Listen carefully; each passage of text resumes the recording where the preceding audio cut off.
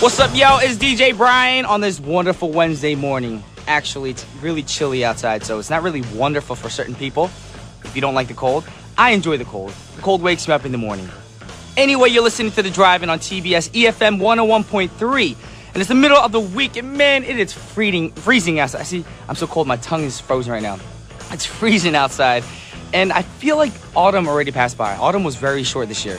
I feel like the winter is here already. I know it's not winter dates yet. It's still autumn, but it feels like winter's here already. And as most of you guys know, here in Seoul, it actually snowed last night. I didn't get to see it, but I got tweets and messages from friends saying that it did snow in Seoul. And usually I love looking at first snow here in South Korea, but unfortunately I was indoors eating dinner, a late dinner last night, so I didn't see the snow. So hopefully next time I'll see snow. For me, it counts as me seeing the snow being the first snow in my own mind. Anyways, we're going to start today's show with a song request by Priscilla. And here's 98 Degrees and Stevie Wonder with True to Your Heart from the 1998 animated Disney film Mulan. That was True to Your Heart with 98 Degrees. True to Your Heart by 98 Degrees and Stevie Wonder from the 1998 animated Disney film Mulan.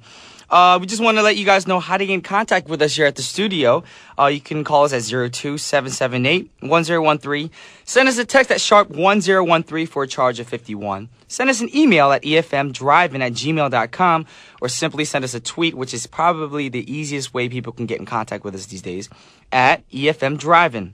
Make sure, leave your requests, small little support messages, whatever you want to write about our show is greatly appreciated. But make sure your requests are from movie soundtracks, TV soundtracks, anything that's been played on film or TV is, yes, we urge you to send those requests in. And right now we want to read some messages for you guys from fans all over the world on Twitter right now. We have Rhea Butler. She wrote, "Oh, Lord, 98 Degrees. This takes me back." Yes, it does. Remember 98 Degrees back in the day? They were probably, to me, I was like, oh, they're like the bodybuilding NSYNC and Backstreet Boys. They were, because NSYNC and Backstreet Boys were all skinny, and then you have 98 Degrees looking like wrestlers on TV trying to sing, which, not saying trying, because they did have good voices, but it was just funny to see big, muscular athletes on stage singing. It was pretty funny.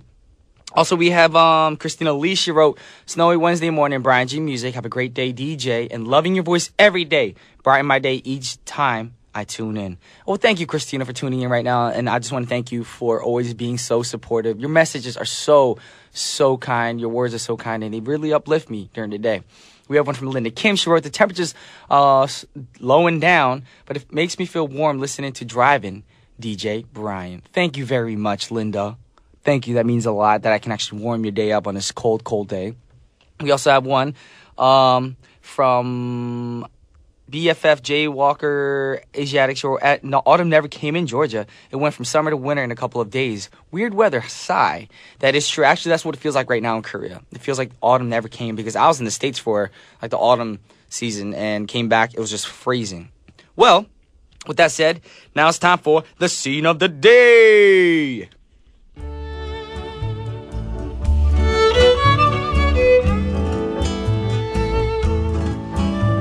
I was actually expecting some kind of dramatic theme song, but I forgot that it was that really chill song in the background. We do this every day, and I always forget. I have a bad brain. Anyway, the movie we're going to talk about today is a really great one. Personally, I think it's great. I don't know about you guys, but it appears to center around the Christmas season in the United Kingdom. But it's really about love, actually. You guys get it? Yes. That was my attempt for the British accent and saying the hint of the movie. It's the 2003 film Love Actually. In the first scene of the film, they say that it's about 6 weeks until Christmas. Well, guess what? Christmas is about 6 away from today, so that's why we chose this movie today. And also yesterday, like I said, it was our first snow of the year, so I mean, I guess everything's relevant today.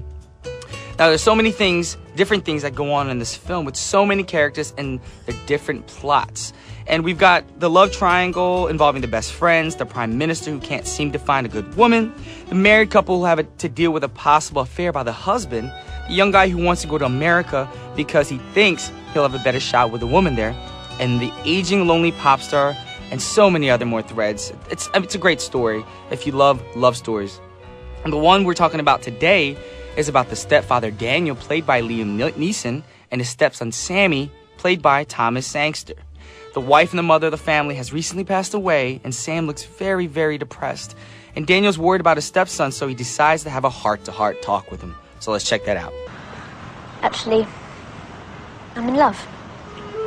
Sorry? I know I should be thinking about Mum all the time, and I am. But the truth is I'm in love. I was before she died, and there's nothing I can do about it. Aren't you a bit young to be in love? No. Oh, okay. Well, I mean, I'm a little relieved. Why? But because I thought it would be something worse. Worse than the total agony of being in love. No, you're right. Total agony.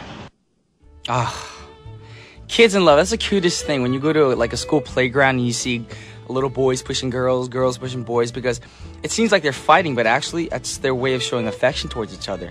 That's what I learned when I was little, because I got a lot of girls pushing me.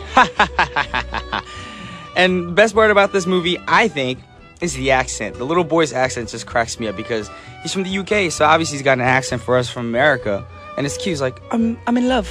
The agony of love. It just sounds so much cuter with an accent. Anyway, so do you know what is so great about the scene? I think is great, personally, because Daniel steps up to talk about love with this child who's not even his own child. It's not his own biological child. And the movie never really mentions Sam's biological father at all. And initially appears that this might be the problem that Sam and Daniel face, that maybe Sam doesn't really like his stepdad, whatever, whatnot. But it turns out that he's just in love, and the agony of love is what's breaking him down and hurting him. And then they have their heart-to-heart, and they finally find out it's because Sammy is in love. And Daniel, I guess, is going to be there to support him and help him out. Don't want to give out what happens in the movie, because for those of you who didn't watch this movie, might write up on our page saying, you spoiled the film for us, now we don't got to watch it. But there's so many different stories and threads in this movie that you need to watch it, especially now, because it's cold. If you notice, my voice is a little nasally because I'm getting a cold. It's just cold weather. I'm not blaming TBS for making me wake up every day early. I love you guys. Anyways, we're going to play a song from the movie. It's a great song. But before we play the song, we're going to do something new for you guys today. It was Brian Jew's idea. The first person to call and answer the correct answer for this question will get an autographed copy of our TBS magazine. And I'm on the front cover, so it does have relevance with my actual signature on the cover. And this next song is sung by Billy Nye. And this is from the film Love Actually. It's called Christmas is All Around. Now the question is, what was the name of the character in this film? The character, not the person who actually sings the song, but the actual character. First person who calls in with the right answer will get the magazine autographed by me. So check it out. This is Billy Nye singing Christmas is All Around. Once again, that was Billy Nye with Christmas is All Around from the Love Actually original soundtrack. I hope you guys got the answers coming in right now from the phone calls. I don't know if you guys are really crazy about an autographed copy of a magazine, but I think it's cool. And I actually thought of that actual new thing to do because Christmas is coming around. And what's the Christmas season known for? The giving season. And here at TBS, that's all we're all about. We want to give to you guys good music, good fun, and this time around, good magazines with autographs of Brian Jew on it. Anyway, I want to talk about what's coming up on today's show. Today is Musical Wednesday, and after Mission, I'll talk in depth about a musical. But before that, we'll have Eugene come to the studio for Behind the Screen. But both of those will happen after Mission.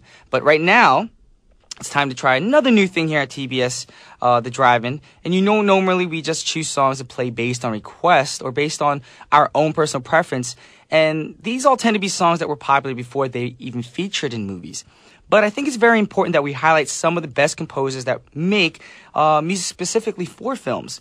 And we're talking about movie composers. The conversation has to start with John Williams. And John Williams has composed scores for some of the most popular films like Star Wars, Jaws, Superman, Indiana Jones, E.T., Jurassic Park, and the first 3 Harry Potter films. He did a lot. He's probably one of the richest composers I know. I don't personally know him. Anyway, can you imagine any of these films without the music? They'd be a little bit different, maybe a little bit dull. He added a lot of spunk to the films, I feel. And Williams first got his start in scoring movies in the late 1950s, then moved to TV for most of the 1960s. Then working on TV shows like Gilligan's Island and Lost in Space. In the 1970s, he hooked up with Steven Spielberg and started a relationship that would last, as most Spielberg films since then have been scored by Williams. I did not know that. And of course, in 1977, Williams created one of the most popular movie tunes ever when he worked on George Lucas' Star Wars, and is one of the most successful of the film that catapulted Williams' success. And he's so famous right now as a composer. So right now, we're going to play a song that he composed, and here's a theme song from the 1978 film Superman. That was the Superman theme song by John Williams.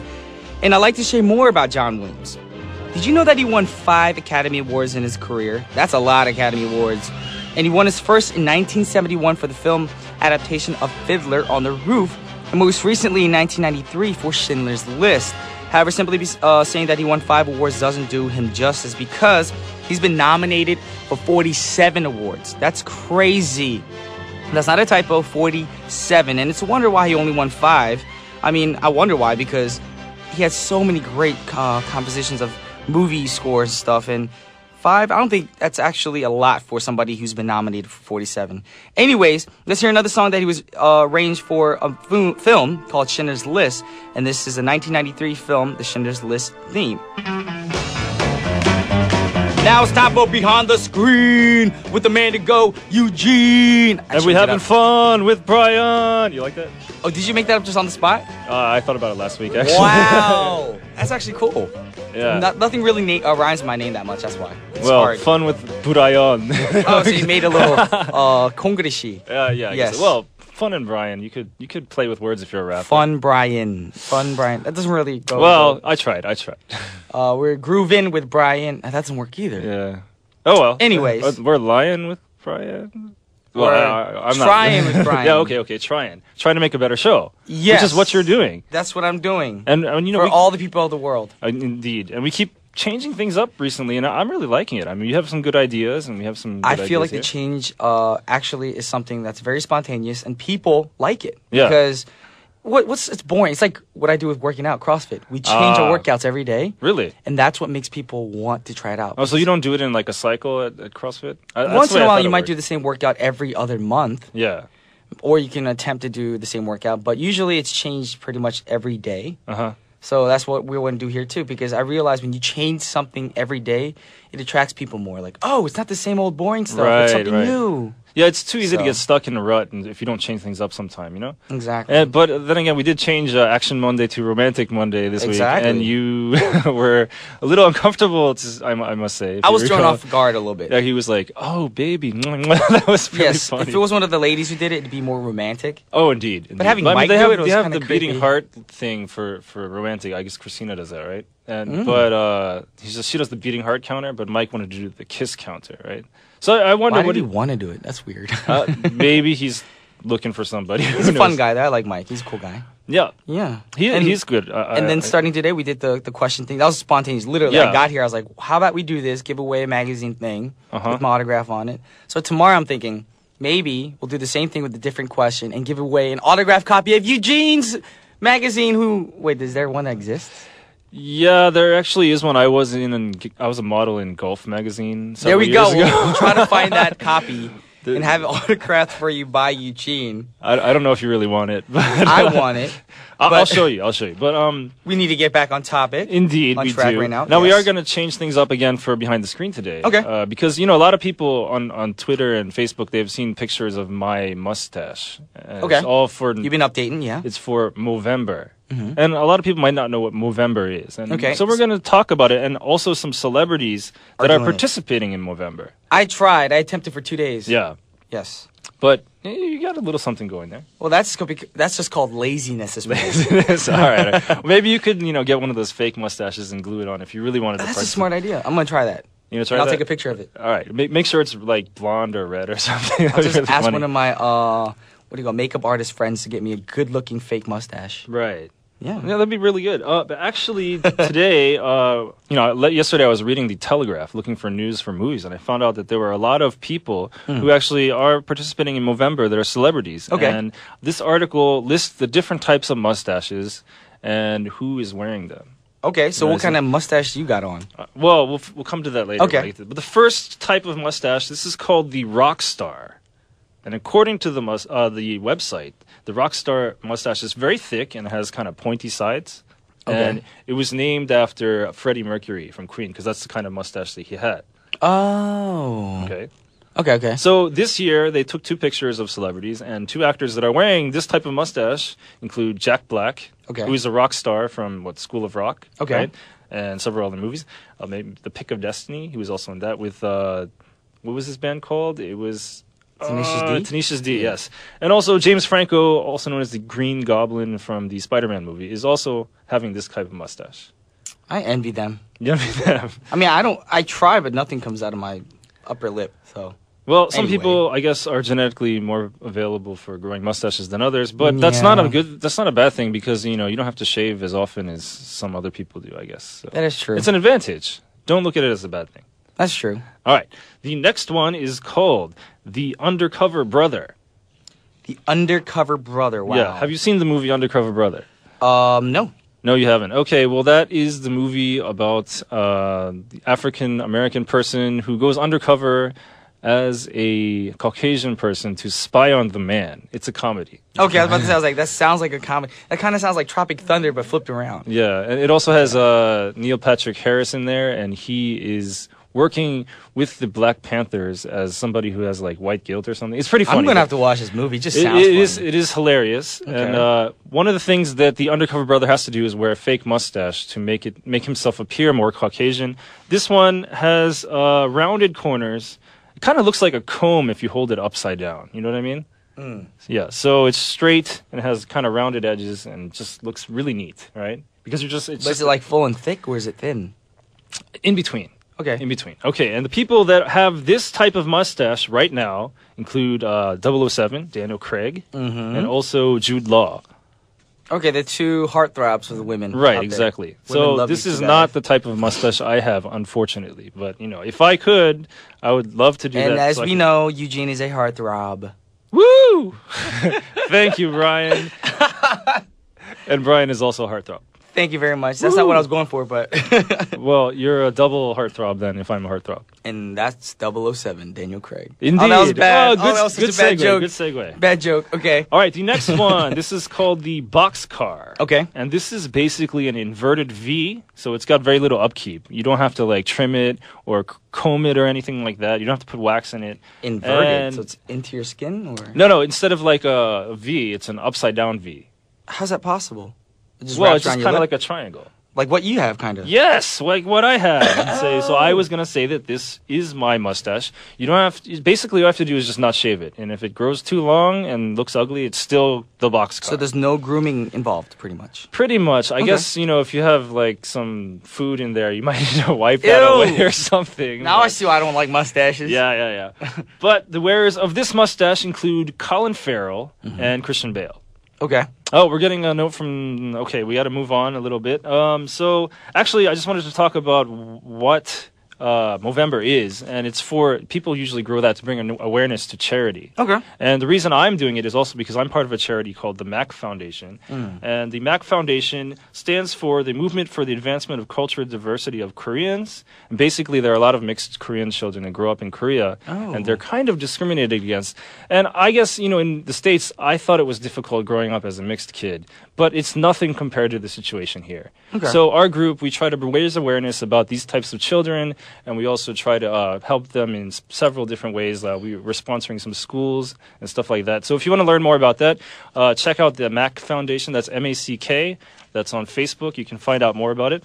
But we also have a request that came in by email. This is from Terumi, and she said that she wanted to hear a song by Fly to the Sky because you guys debuted 13 years ago. Well, maybe I'll next get into week. detail soon about that after the song then. Okay. Alrighty. So I guess here's Fly to the Sky with 가슴 아파도. From the Fashion 70s original soundtrack. Very good. See you on Friday, Brian. See you. Now it's Musical Wednesday.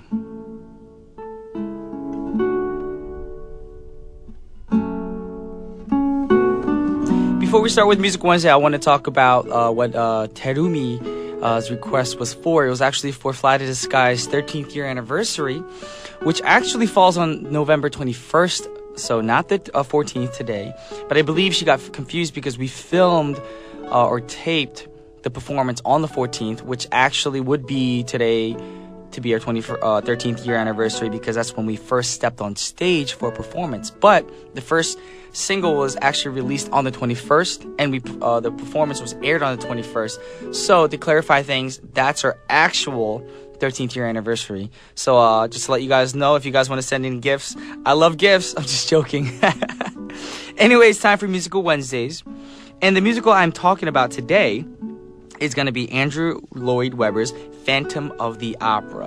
And the musical is based on a novel by Gaston Leroux, which was published in 1909 and was adapted into a musical in 1976. But the current version that became most popular was adapted 10 years later by Andrew Lloyd Webber.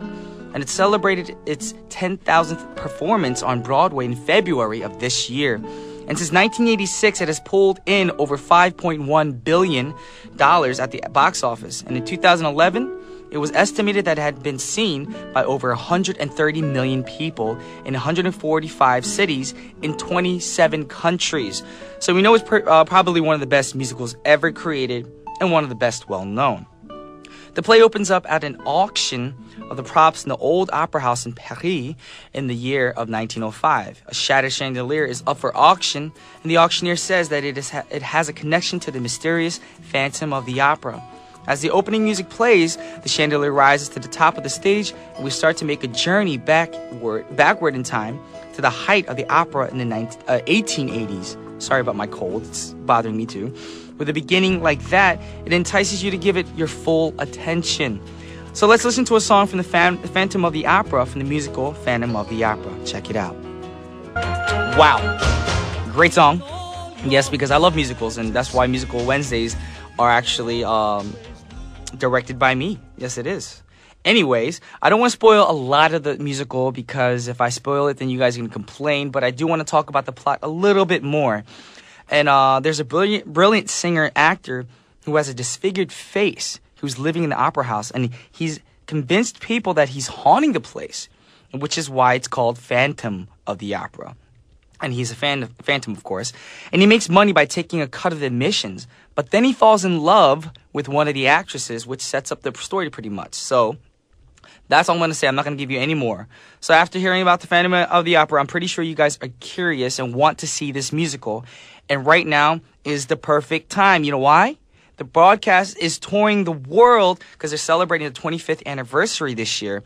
And they'll be in Seoul from December 7th till January 31st. And tickets are going so fast right now. Seriously, they sell out so well nowadays because people respect musicals so much. So if you guys want to see it, get your tickets now. Just a hint, January 10th is my birthday. So if you guys want to send me a birthday gift with these tickets, go right ahead. Just a joke, just a joke. Anyway, let's hear another song from the musical. And this is Think of Me. Once again, that was Think of Me from the Phantom of the Opera soundtrack. Well, not soundtrack, from the musical.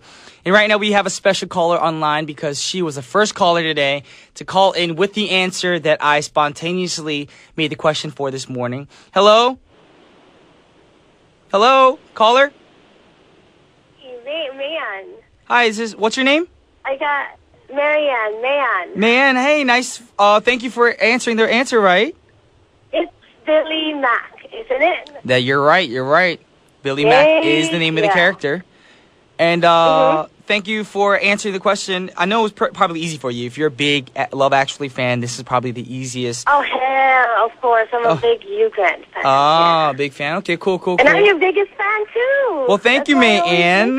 Yeah, I'm so nervous right now. Okay, can we ask you where you're calling from? I'm calling from California. Oh, you live in California? Mm-hmm. Okay. Did you happen to come to the musical to see me in Loving the Silent Tears? No, I haven't. That's in L.A. and that I already made plans when that happened. But if you come back, I'll go and watch you, whatever you're in like a musical or something. All right. Hope they have a rerun or a replay or whatever in San San Jose, not LA. Well, hopefully I can get casted for another musical in the future, and you can come then. I'm not sure if they're going to do Loving the Silent Tears again, but because that was only 19th year anniversary special performance. So let's pray that happens. I was disappointed. Yeah. Yes. But right now, I just have to tell you that we want to say thank you very much, and it's time to wrap up. But before we go, we want to take a song request from you. So what's your song request for today? I'd like to do the one from Greece, You're the One That I Want. Alrighty, then we got that song set up for you right now. Thank you, Ryan. Well, thank you for calling in. Okay, thank you. Bye. All right. Bye. All right, guys, we're at the end of the show right now, and we're going to actually play May Ann's request, You're the One That I Want by John Travolta and Olivia Newton from the Grease soundtrack. But stick around. We have 1013 Main Street with An Jung-hyun. This is Brian G. I'll see you guys tomorrow. Peace.